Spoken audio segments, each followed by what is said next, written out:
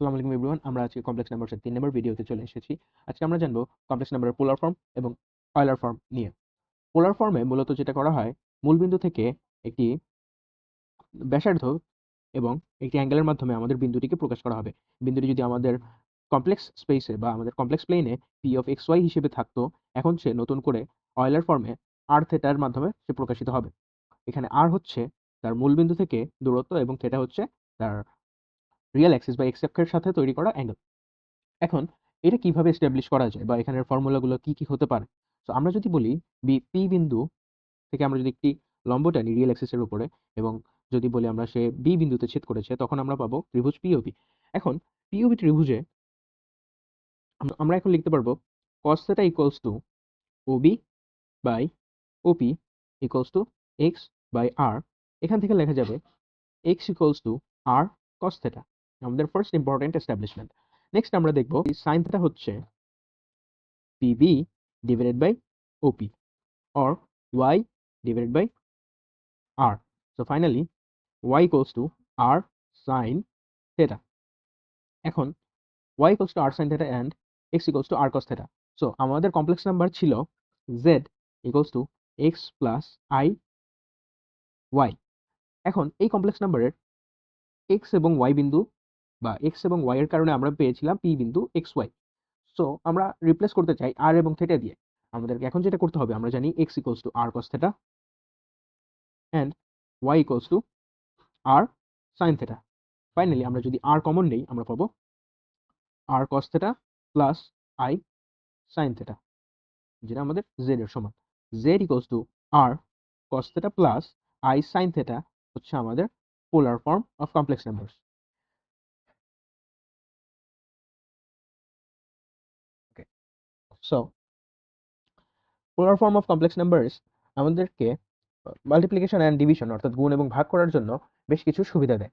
Like আমরা যদি দেখি z1 কে বললাম আমরা r1 times cos theta 1 plus i sin theta 1, and z2 কে যদি আমরা বলি r2 Times cos theta 2 plus i sin theta 2।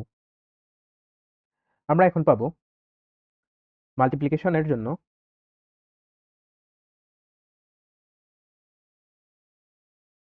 z1 times z2 হবে r1 times r2 Times cos theta 1 plus i sin theta Times cos theta 2 plus i sin theta 2, যেটা হবে r1 r2 Times cos theta 1 cos theta 2 plus i sin theta 2 cos theta 1 plus i sin theta 1, দুঃখিত এখানে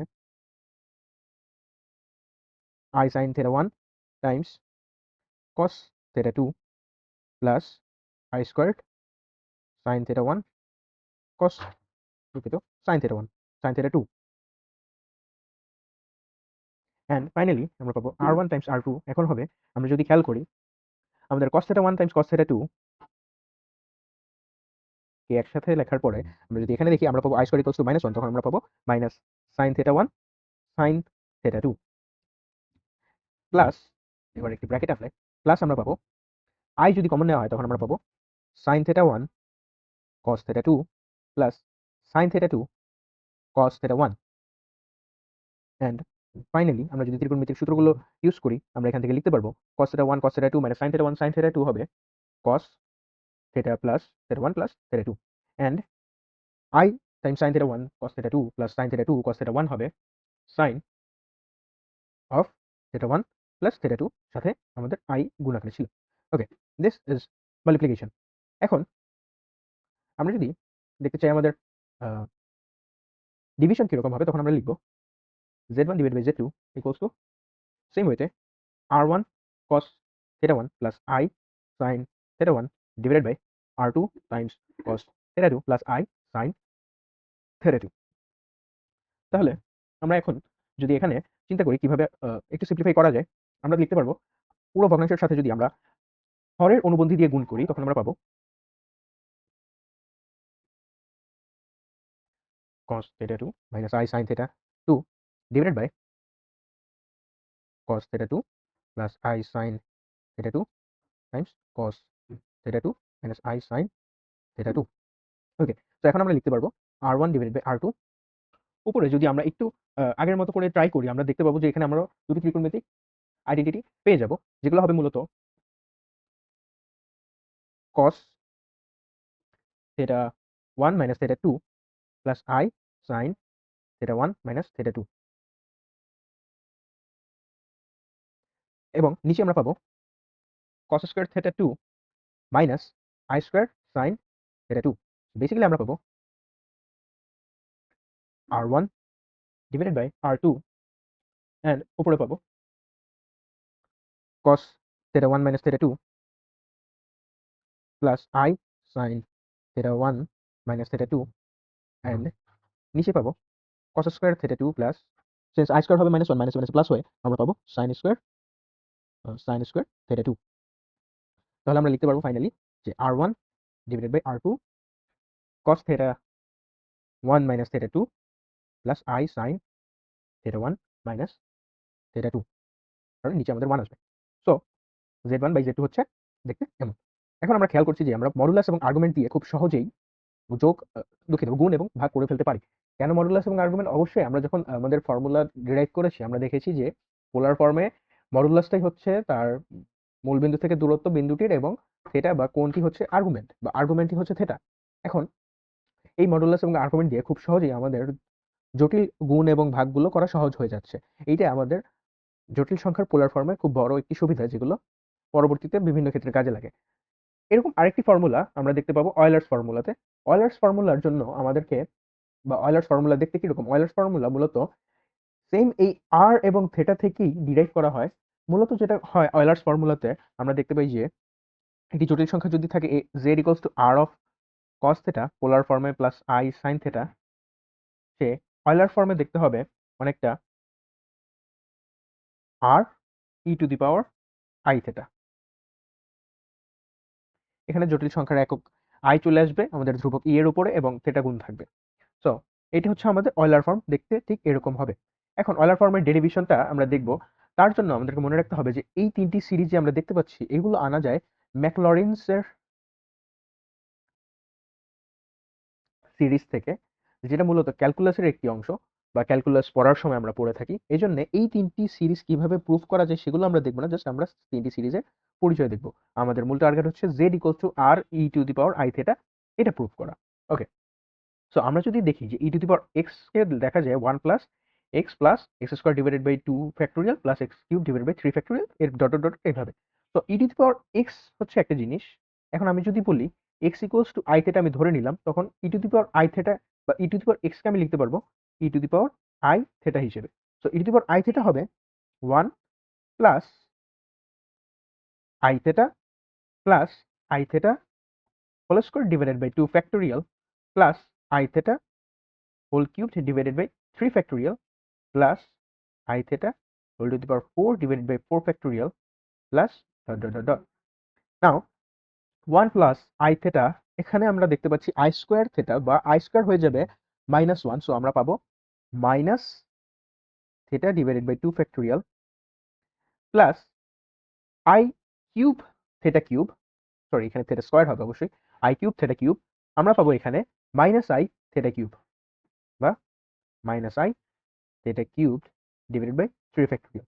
again এখানে আমরা পাবো অবশ্যই theta to the power 4 divide by 4 factorial. তো আমরা একটা ট্রেন্ড দেখতে পাচ্ছি, বা একটা প্যাটার্ন দেখতে পাচ্ছি।